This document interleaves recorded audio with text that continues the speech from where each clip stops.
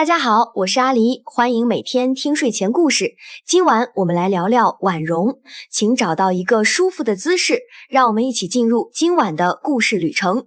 故事的尽头并不是从那场盛大的大婚开始的，而是定格在长春伪皇宫一座名为鸡西楼的冰冷建筑里。那是一场看似热闹的宴会，周围是推杯换盏的日本军官，还有麻木的伪满官员，空气里弥漫着清酒和虚伪的笑声。在这喧嚣的中心，坐着一位行销鼓励的女人，她的眼神涣散，仿佛穿透了眼前的人群，看向了某种虚无。她伸出那双曾用来弹钢琴的手，缓缓拿起了盘子里装饰用的兰花。他没有去闻它的香气，而是机械地将花瓣一片一片塞进嘴里，咀嚼吞咽。这不是因为饥饿，在那个被鸦片烟雾笼罩的时刻，这种病态的进食与撕扯花瓣的行为，成了他与这个世界唯一的连接。他吃的不仅是花，更是那个早已破碎的名叫伊丽莎白的梦，以及身为末代皇后仅存的尊严。在这个把人当成摆设的深宫里，他终于把自己也变成了一株正在枯萎的植物。在中国漫长的帝制黄昏中，它是那抹最凄艳也最荒诞的余晖，让我们把时光的指针从凄冷的伪满洲国深夜拨回到20世纪初的春天。此时的中国正处在一种新旧交替的剧烈眩晕之中，大清帝国的龙旗已经降下，但在天津的法租界里，时间仿佛流淌得格外轻快。这里是婉容长大的地方。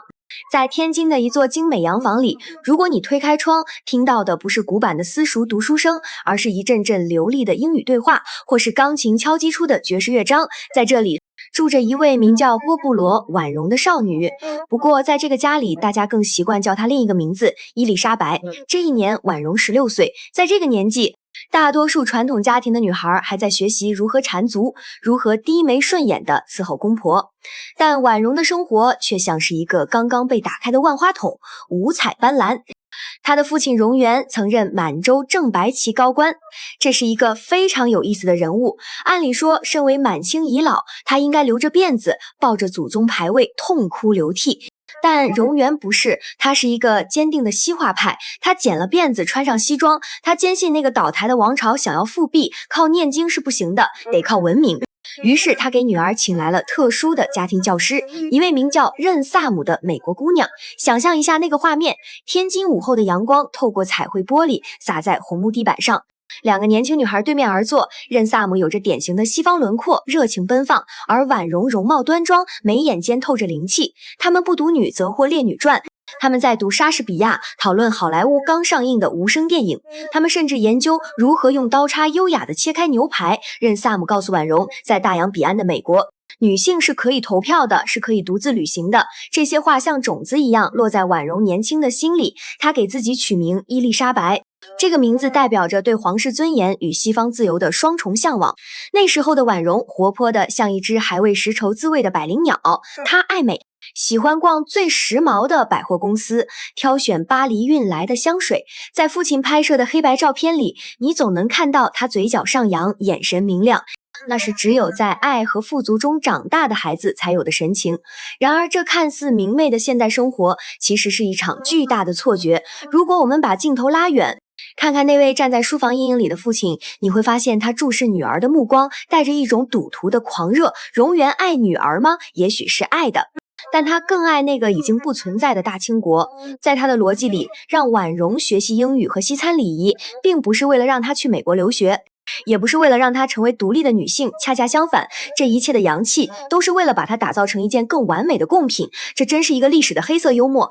父亲用最现代的文明教育女儿，目的却是为了让她能更体面地走进最封建腐朽的紫禁城。在那座紫禁城里，退位的年轻废帝溥仪也正在英国老师庄士敦的教导下学习西方生活。荣源敏锐地捕捉到了这一点，一个会说英语懂西餐的皇后才是未来复辟王朝最需要的门面。婉容的才华是父亲精心打磨的武器，她的美貌是家族复兴的筹码。就在婉容还在和老师讨论自由与梦想的时候，一张无形的大网已经悄无声息地罩了下来。1922年，紫禁城传来皇帝要大婚的消息，一场关于权力的博弈在一张张黑白照片之间展开了。那是一个沉闷的下午，16岁的溥仪坐在养心殿，手里拿着一叠模糊不清的照片，他对这场选秀毫无兴趣。溥仪并没有一眼相中婉容，他随手拿起一支铅笔，在一个名叫文秀的女孩照片上画了一个圈，原因仅仅是因为文秀衣服上的花纹比较顺眼。如果历史就在这一刻定格，婉容的悲剧也许就不会发生，她可能会嫁给留洋归来的公子，过着梦寐以求的伊丽莎白式生活。但命运最喜欢捉弄人，执掌宫中大权的端康太妃大发雷霆。他认为文秀家境贫寒，长相不够大气，他坚持要选婉容，理由很充分，婉容家世显赫，长得漂亮，受过洋式教育，带出去有面子。在那个深宫里，皇帝的意愿从来都不重要。溥仪妥协了，他划掉文秀的名字，在婉容的照片上重新画了一个圈儿，就是这轻轻的一个圈儿，彻底封死了婉容的所有退路。当太监捧着圣旨敲响郭布罗家的大门时，整个家族沸腾了，容颜激动得热泪盈眶。可是没有人问过那个16岁的少女愿不愿意。也许在最初的一刻，婉容也是有虚荣心的。她可能天真的以为，凭借美貌才华和西方文明，她可以像维多利亚女王一样拥有传奇人生。她此时并不知道，即将嫁给的不是拥有实权的君主，而是一个身心扭曲的傀儡。她即将步入的不是童话城堡，而是一座只有高墙没有出口的活死人墓。1922年的初冬，风已经变得刺骨。为了准备盛大的婚礼，婉容不得不告别了钢琴，告别了网球拍，也告别了教她自由的美国老师。她开始重新学习如何跪拜，如何把自己塞进繁琐沉重的凤冠霞帔。那一夜，紫禁城灯火通明，长长的仪仗队穿过北京灰暗的街道，像是一条从坟墓里爬出来的金龙，招摇过市。坐在密不透风的喜轿里，婉容听着外面震耳欲聋的鼓乐声，手里紧紧攥着寓意平安的苹果。那层红盖头不仅遮住了视线，也隔绝了他与那个摩登时代的最后一点联系。当轿帘落下，沉重的宫门在他身后缓缓关闭。那一声闷响，就像是监狱落锁的声音。那个叫伊丽莎白的天津少女在这一刻死去了，取而代之的是大清国最后一位皇后婉容。她以为这是幸福的起点，殊不知这只是一场漫长凌迟的开端。紫禁城重新跌回了死寂之中，大婚的狂欢就像绚丽的烟火，烟火散尽后，他必须面对满地的灰烬和漫长的黑夜，但这顶凤冠下面压着的是一份沉甸甸的枯燥。然而婉容毕竟是婉容，她的骨子里流淌着洋派血液，她不愿意像一尊泥塑菩萨一样在炕头上慢慢风干。于是在紫禁城的最后时光里，她开始了一场天真的突围。如果你在那个午后走进御花园，你会看到极具魔幻现实主义的画面。苍松翠柏之下，一位穿着满清旗袍的少女正骑着一辆崭新的英国自行车飞快穿梭。她骑得那样快，发梢在风中飞舞，跟在身后的太监宫女们吓得面如土色，气喘吁吁地在后面追。为了能在这座古老迷宫里骑车，婉容让人锯掉了宫门上高高的木门槛。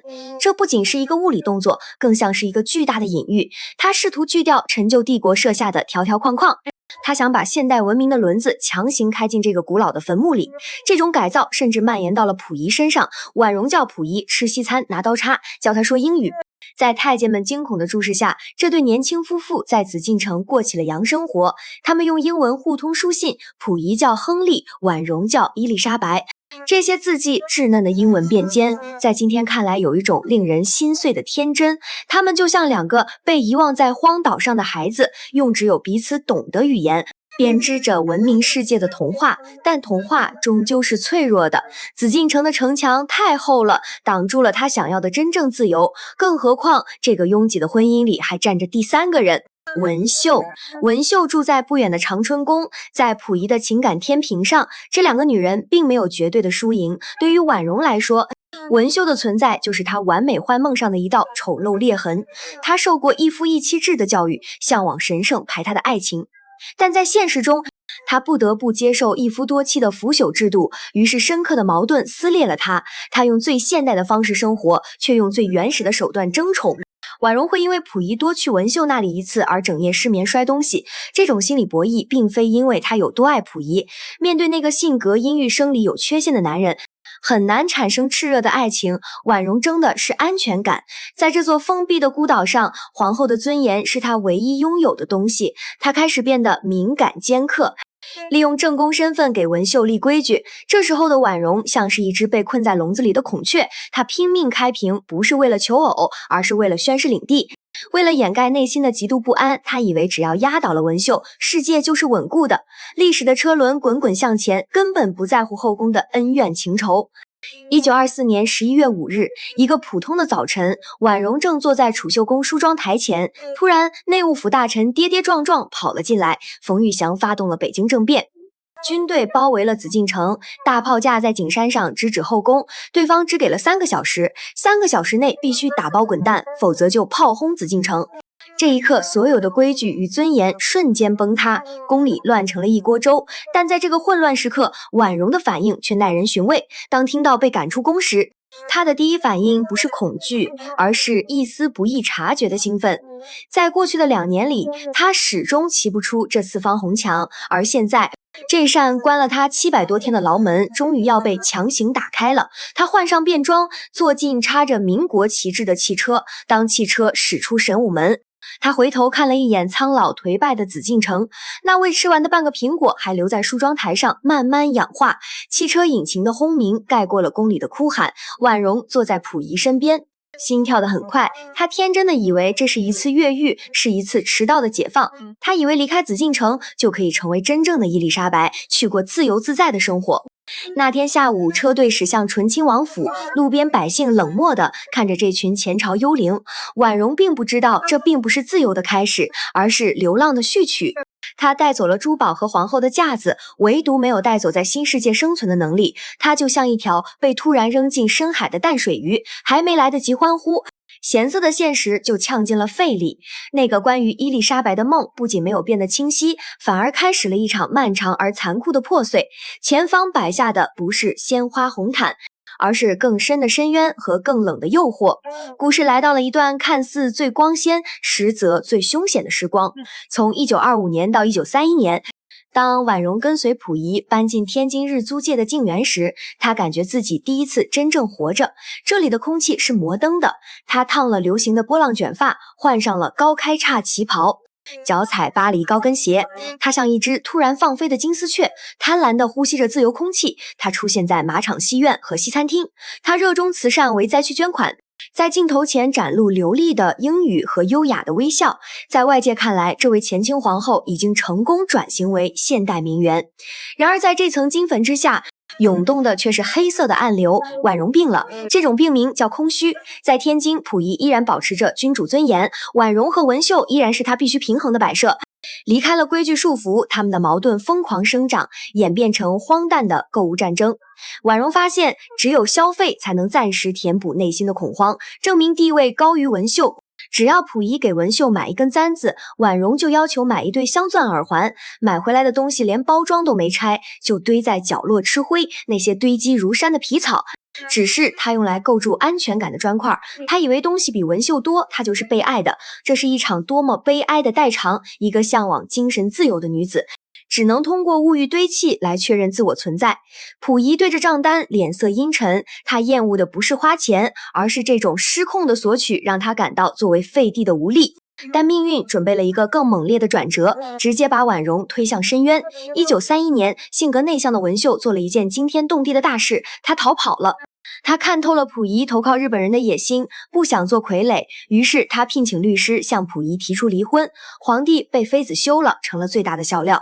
对溥仪来说，这是巨大的耻辱，他无法责怪自己，于是怒火全部倾泻到了婉容身上。在溥仪扭曲的逻辑里，都是婉容争风吃醋，逼走了文秀。一夜之间，婉容变成了溥仪眼中的丧门星。在这场离婚案中，婉容看似赢了，实现了她一夫一妻的梦想，但这却是一场惨痛的胜利。文秀带走了自由，留下了一个充满仇恨和冷暴力的丈夫。从那天起，溥仪开始冷落她。婉容在那座洋房里彻底变成了幽灵。她依然画着精致的妆容，但再也没人欣赏。孤独像腐蚀性极强的酸液，溶解了她的意志。正是在这个时候，鸦片悄悄爬上了她的床榻，成了她在吞云吐雾间逃避冰冷现实的唯一出口。就在婉容精神摇摇欲坠之时，9·18事变爆发了。溥仪在特务安排下潜逃东北，把婉容一个人扔在了天津。婉容面临着最后一次选择，留在天津。她是个被遗弃的旧式贵妇，去东北那是未知的虎穴狼窝。就在她犹豫时，东方魔女川岛芳子登场了。她太懂婉容了，她只谈复仇和希望。她告诉婉容，皇上在东北等她，她将是不可或缺的皇后。这番话对于身处绝境的婉容来说，无异于救命稻草。她太渴望被需要了，于是在一个寒冬，婉容踏上了开往大连的商船。这是一次通往地狱的单程票，他以为船开向复辟的辉煌与夫妻的温情，但等待他的是一座比紫禁城更冷更残酷的监狱。如果说婉容的前半生是失控的滑翔，那么踏上东北后便是垂直坠落的失速。1932年，婉容住进了长春伪皇宫的鸡西楼，这名字寓意光明，却成了最大的讽刺。这里没有光，这里是装修豪华的特级监狱。婉容终于看清了复辟梦境的真实底色，根本没有重振大清，只有阴魂不散的日本关东军。婉容彻底失去了双腿，被禁止迈出大门一步。在这个冰冷的笼子里，婉容曾策划过惊心动魄的逃亡。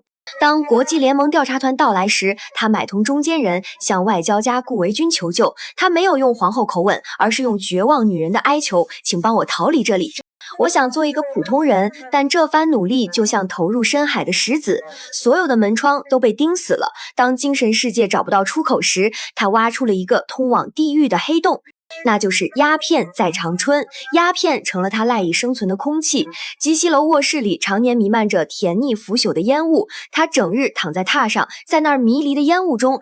她不需要面对懦弱的丈夫和凶神恶煞的日本人，只有在吞云吐雾时，她才是自由的，才能短暂回到名叫伊丽莎白的少女时代。此时婉容每天的鸦片消耗量大得惊人，甚至到了当饭吃的地步。如果只是瘾君子的沉沦还不够悲剧，真正的悲剧在于她还残存着对温情和母爱的本能渴望，这份渴望最终酿成了毁灭一切的禁忌事件。溥仪对婉容不仅是冷暴力，更是生理上的完全隔离。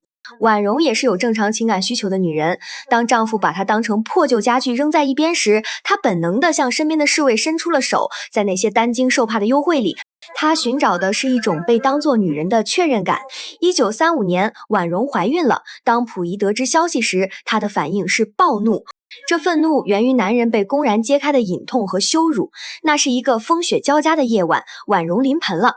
当那个女婴在暗室出生后不到半小时，溥仪在极端屈辱下下令处理掉了这个生命。最残忍的真相是，孩子被扔进了烧得通红的焚化炉。但比死亡更残忍的是欺骗。虚弱的婉容流泪哀求看一眼孩子，溥仪与婉容的哥哥联手编造了恶毒谎言，告诉他孩子送到哥哥那里去养了。这个谎言成了婉容后半生唯一的支柱，她按月寄去抚养费，神志不清时也会念叨着远方的孩子。她不知道自己供养的是一团灰烬。经历了丧子与欺骗，婉容的精神彻底决堤了。如果之前的吸毒是逃避，现在的疯癫则是自我保护。她潜意识拒绝清醒，因为清醒意味着要面对真相。她不再梳洗打扮，曾经非巴黎香水不用的摩登皇后变成了蓬头垢面的疯妇。她眼神空洞地游荡在走廊里，疯狂的诅咒。他骂的不是日本人，也不是溥仪，而是父亲荣源。他凄厉地控诉父亲为了当国障害了他一辈子。他终于明白，自己每一步都是被父亲精心包装后卖掉的羔羊。骂累了，哭累了，他就陷入更深的死寂。在漫长的下午，他会长时间盯着盆景，伸出枯瘦的手摘下一朵花，塞进嘴里机械咀嚼。为什么吃花？也许在混乱的认知里，那是腐臭深宫里唯一美好的东西。他想把这点美好吞进肚子里。花谢了，人也该哭了。那个梦想成为伊丽莎白的女孩，那个在天津流连忘返的名媛，最终都在咀嚼声中被嚼碎，咽进了黑洞。此时的婉容虽然肉体活着，但灵魂早已化为灰烬。她不再是皇后，只是冷酷历史中一个还在呼吸的标本。当时间的车轮碾过1945年的废墟，伪满洲国像荒诞闹剧一样收场了。婉容这枚失去价值的棋子被扔进了历史垃圾堆。他跟随逃亡队伍颠沛流离，最后被关押在吉林延吉的监狱里。那是1946年的夏天，却成了他生命中最寒冷的季节。并没有传奇落幕，也没有凄美遗言。在弥漫霉味的牢房里，他躺在脏兮兮的角落，瘦得只剩一把骨头，神志完全模糊。看守战士回忆说，如果不看名册，谁也不敢相信这团散发异味的人形物体竟然是大清皇后。1946年6月20日，婉容在孤独与痛苦中停止了呼吸。身边没有一个亲人，一代皇后落了个尸骨无存，看守们只能用破旧炕席草草包裹遗体，抬到山岗随处掩埋，回顾婉容的一生。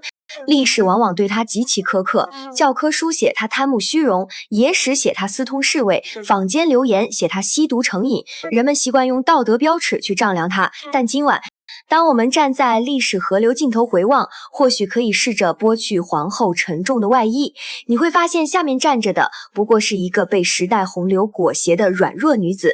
她这一生其实都在寻找两样东西，爱与自由。父亲给了她自由的幻觉，结果把她当成政治筹码，送进最封闭的笼子。丈夫给了她爱的幻觉，结果在危难时刻一次次将她抛弃。日本人给了她尊严的幻觉，结果把她变成了活体标本。她本是一块温润美玉，却被几股残酷力量硬生生碾成粉末。她的疯癫与堕落，何尝不是最无助的呐喊？在这个吃人的世界里，她无力反抗，只能选择毁灭自己。这不仅是婉容的悲剧，也是那个新旧交替时代留下的深刻伤痕。今晚在故事的最后，让我们忘掉延吉监狱里那句冰冷的枯骨，也忘掉鸡西楼里那个披头散发的疯妇，让时间的指针倒流回1922年的那个下午。紫禁城的阳光很好，没有阴谋，也没有烟雾。